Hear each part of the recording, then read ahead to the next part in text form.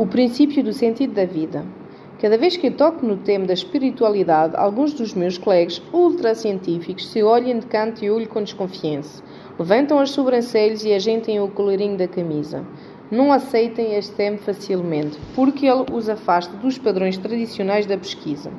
Mas tampouco podem rechaçá-lo totalmente, porque as pessoas que conseguem ter um sentido especial de transcendências demonstram uma série de vantagens para a sobrevivência se comparadas a outras pessoas que não o têm. Vivem mais tempo, melhoram substancialmente a qualidade de vida, ficam menos doentes, enfrentam doenças terminais com maior integridade, criam imunidade e muitos males mentais perdem o medo da morte e, o que mais é importante, são extremamente resistentes a criar dependências de todos os tipos. As pessoas que encontraram o caminho da autorrealização e que possuem robustez espiritual são duras de morrer. Movem-se com maior fluidez e não costumam ficar ligadas em bobagem. Não andam procurando alguma coisa para se apegar e se sentirem protegidas. Incorporaram a segurança ao seu disco rígido. Amar uma pessoa assim é maravilhoso, mas é assustador, porque ela pode dar a impressão de ser muito independente. Um companheiro sem temor assusta os inseguros. A frase "amo você, mas posso prescindir de você" pode provocar um infarto fulminante em mais de um apaixonado. Os condicionamentos sociais instituíram uma falsa premissa: amor sem medo não é amor. Quando o indivíduo encontrou sua autorrealização vocacional ou transcendental, ama com uma paz especial. Não é perfeição, mas tranquilidade interior. E ainda que possa parecer suspeito de desamor, não é assim. Simplesmente deixou que os apegos caíssem com o próprio peso. Existe desejo, mas não dependência. Para entender melhor qual o motivo da vida, o dividiremos em duas dimensões básicas: a autorrealização e a transcendência. A autorrealização. Este princípio se refere à capacidade de reconhecer os talentos naturais que possuímos, aquelas habilidades singulares que surgem espontaneamente e nós mesmos, sem se alar nem especializações, simplesmente estiveram aí o tempo todo e ainda persistem. Vivemos de costas para o nosso talento e sequer percebemos. A pergunta fundamental é: como saber se estamos desenvolvendo estes talentos? Se as respostas a estas três perguntas forem positivas, você está no caminho certo. Caso contrário, você tem alguma coisa a rever. Primeira pergunta: você pagaria para fazer o que está fazendo? Pergunta B: as coisas que você faz bem e gosta de fazer surgiram naturalmente mais do que por aprendizagem? C: quando está fazendo o que ama, as pessoas se aproximam de você em vez de se afastarem? Esse é o talento natural, uma capacidade guiada pela paixão que vem de dentro e reúne os demais quando aparece. Todos a possuímos, todos podemos alcançá-la, todos estamos destinados a desenvolver nossa capacidade criativa se nós deixarem e se tivermos coragem.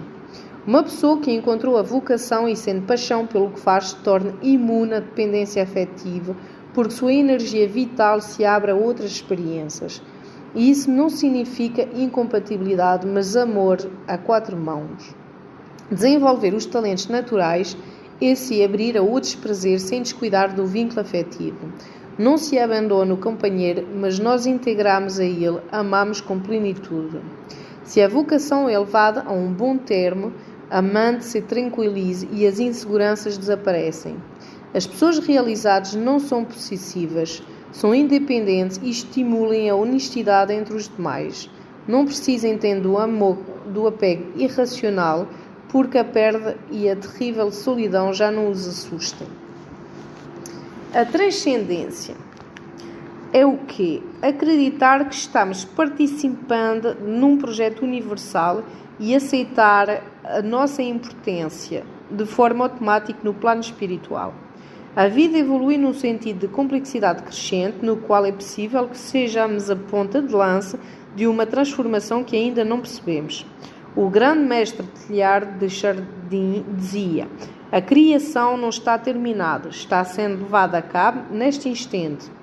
E se isso é verdade, estamos participando ativamente dela. Transcender significa ter consciência, dar-se conta de que sou muito mais do que acredito ser.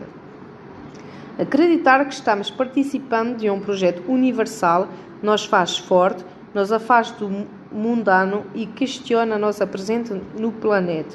Os animais não sabem que vão morrer, nós sim. Muitas pessoas que recorrem à ajuda psicológica ou psiquiátrica buscam alívio para a sua frustração existencial porque se sentem vazia e contam que não encontram um motivo para viver. Ter um vetor orientador que nos empurra até o fim cósmico é uma compenetração com Deus ou universo, ou como queiramos chamá-los, nos dá um sentido vital. Não há dúvida. Os ideais, quaisquer que sejam suas origens, nos fazem crescer. E não me refiro aos fanatismo religioso e sua consequente ignorância, mas a posição séria e honesta de acreditar em algo mais. Voltaire dizia: se Deus não existisse, seria preciso inventá-lo. O mais além não é incompatível com o aqui e agora. Deus não existe tanto. Crescer espiritualmente não é incompatível com o amor terreno, alegre e carinhosamente contagioso que sentimos por nosso par. Exaltar a vida interior ajuda-se a desprender dos impedimentos da dependência afetiva, mas não tem nada a ver com desamor. Porque o princípio do sentido da vida gera imunidade à dependência afetiva. Porque o sentido da vida produz esquemas antidependência e promove maneiras mais saudáveis de se relacionar afetivamente em pelo menos 4 áreas básicas. A primeira, as pessoas que adquirem um sentido para a vida conseguem se distanciar das coisas mundanas e adquirem uma visão mais completa e profunda da vida. Em geral, não se apegam tanto às coisas terrenas, incluindo o afeto. Não é que não se interesse pelo material, mas conseguem colocá-lo no lugar que merece. Segundo, de forma similar ao que ocorre com o princípio da exploração, o desenvolvimento dos talentos naturais permite uma expansão da consciência afetiva, havendo outras formas de satisfação. A preferência motivacional deixa de existir. Debilita-se o esquema da exclusividade prazerosa pelo companheiro e se promove a independência psicoafetiva. O prazer pela vida também começa a incluir a própria autorrealização.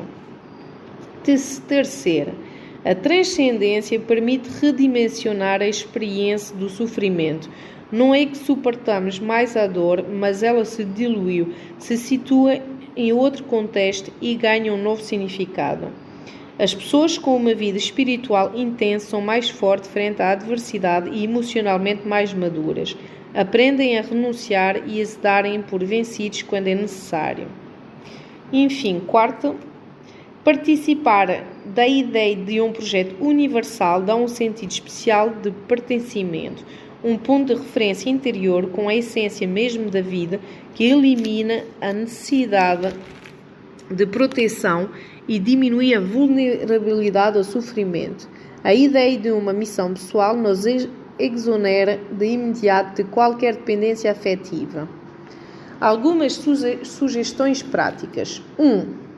Não matar a vocação. Na vida nunca podemos nos resignar a viver infeliz. A autorrealização é um direito que você tem pelo simples fato de haver nascido. Se você tem a convicção de estar trabalhando com algo do que verdadeiramente não gosta ou sendo que está subutilizado, enfrente o fato.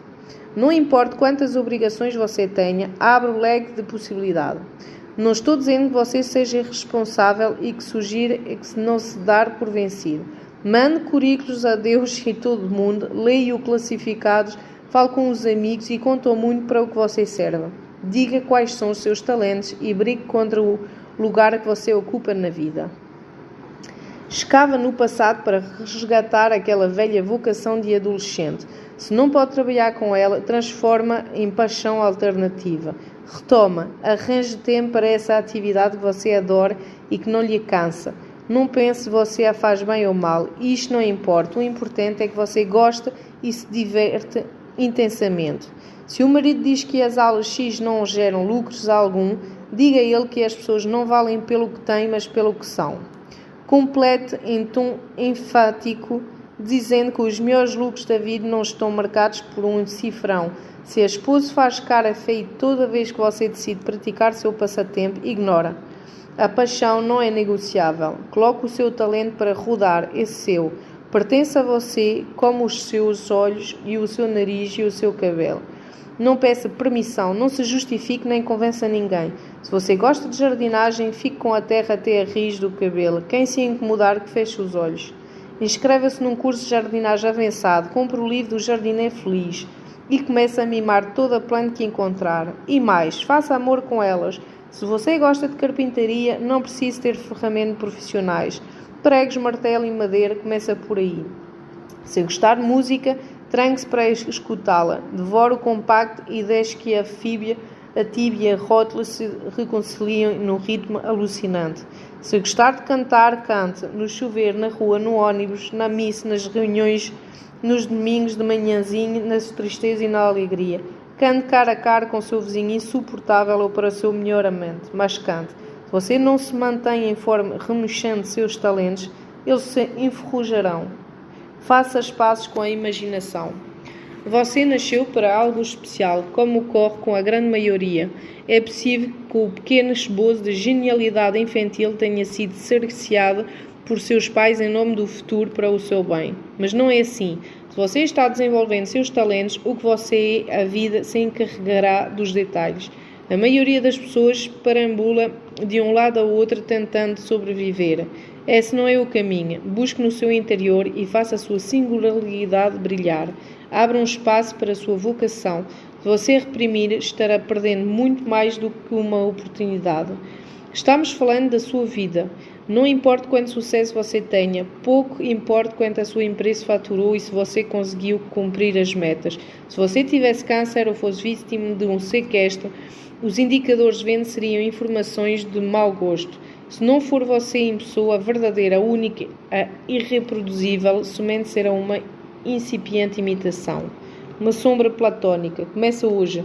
Volta à infância e resgata a mais antiga e obstinada capacidade. Traga até o presente, coloca para funcionar a todo vapor e aproveite sem limitações o êxtase de quem tem um brinquedo pela primeira vez.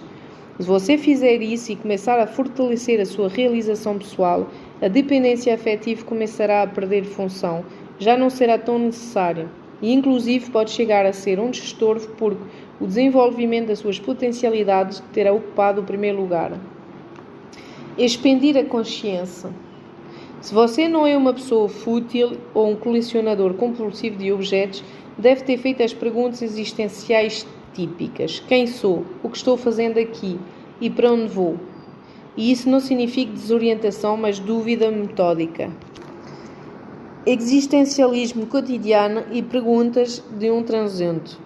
Você é produto de milhões de anos de evolução, uma evolução que tem como característica ascender na complexidade. O animal tem contato com a natureza, mas você, além disso, tem contato com o seu interior. Você possui autoconsciência, a capacidade de pensar sobre o que pensa. Você é matéria se transformando em espírito. Tem a incrível missão pessoal de conhecer a si mesmo. Quando você se observa e se descobre, é o universo inteiro que se observa. Você é um momento, um instante fugaz na imensidão do cosmos, mas faz parte de um processo em expansão universal, infinitamente maior e que abarca. Todos estamos de passagem e vamos voltar para casa. Você veio para contemplar a criação, observá-la, aproveitá-la e cuidá-la. Somos construtores do universo, pó de estrelas, como dizem. Em nós se reproduz a história de toda a humanidade e você pode ter acesso a ela. O poeta colombiano Rafael Maia dizia isso assim: estive toda a noite contando os astros, sobrou-me fantasia, mas me faltou espaço. Então dentro da alma segui contendo os astros. Faça um exercício simples. Feche os olhos e tente pensar que está conectado com os objetos e as pessoas do seu mundo imediato. Rompe o isolamento mental. Imagine que a realidade material tem uma infinidade de camadas e que você consegue descer através delas até perceber que na profundidade subatômica somos exatamente a mesma energia. como se todos fôssemos pontos de um iceberg aparentemente desconectados, mas unidas por um continente subterrâneo. Você não está sozinho. O isolamento é uma ilusão. Tudo afeta tudo. Ainda que não se note imediatamente, o que ocorre em outras latitudes, cedo ou tarde, tem influência sobre você. Isso implica que o que você fizer com a sua vida afetará os outros. Você é o mundo, a consciência da humanidade, e se assumir esse fato, entenderá que a sua responsabilidade é enorme e apaixonante. Pode começar a ler sobre religião. Por que não? Não acha interessante compará-las? O budismo, o hinduísmo, o cristianismo, o taoísmo, o judaísmo, o islamismo. Não estaremos falando da mesma coisa em diferentes idiomas? Ainda que o conhecimento não necessariamente gere o fenómeno da fé, pode enriquecê-la e evitar que você caia no pensamento mágico, na credulidade extrema ou na ignorância. Einstein dizia que o sentimento religioso cósmico é o motivo mais forte e mais nobre que anima a pesquisa científica. A ciência coloca os seus pés na terra para que você possa saltar mais longe. Tenta ler teologia. Questione crenças, assista a alguns cultos, converse com os crentes e com os ateus, pesquise, não para escolher, mas para conhecer. A posição existencial que você assumir irá aparecer sozinha, irá se gestar sem alarme nem pompa. Deus quase não fala, mas quando o faz, sua linguagem é inconfundível.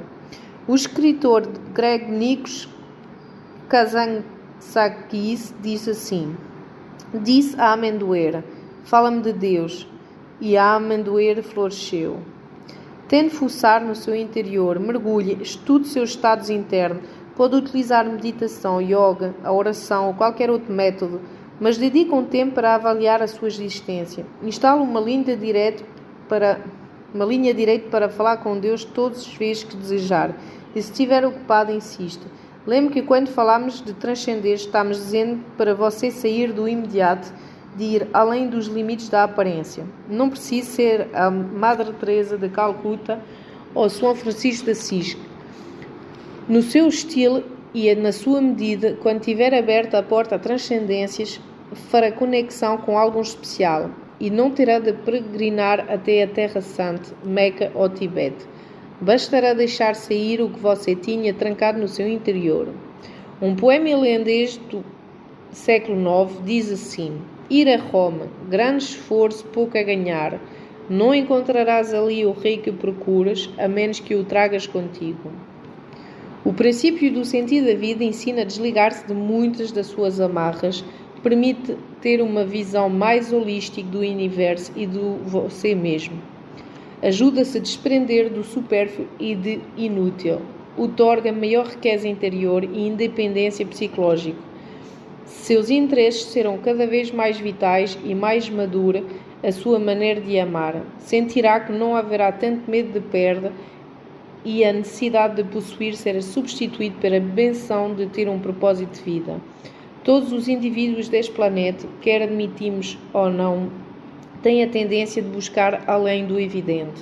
Viktor Frankl dizia: a todo momento o ser humano aponta acima de si mesmo para algo que não é ele mesmo, para algo ou para um sentido que é preciso cumprir, ou para outro ser humano, em encontro do qual vamos com amor.